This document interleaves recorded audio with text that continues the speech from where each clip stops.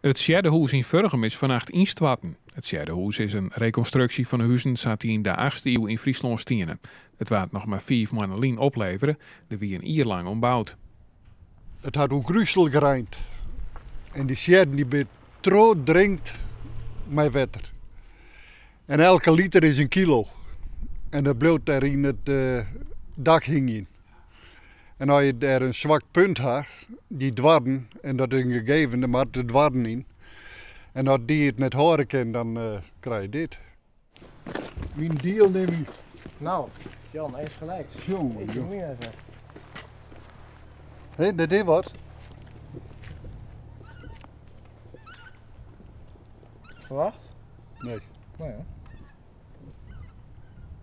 zulks verwacht je toch net. Dit weer wel een stukje van mijn leven uiteindelijk. 4 wie ermee aan de gang best. En nou dit. Al tassezingen van squallen. Klosten die komen zoen.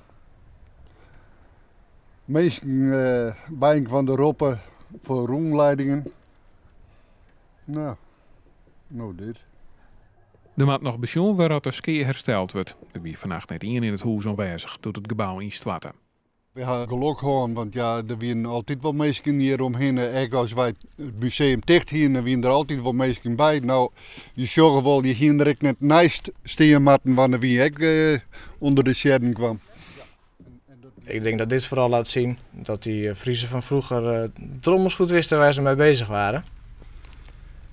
En toch net even wat meer kennis en ervaring hadden dan wij.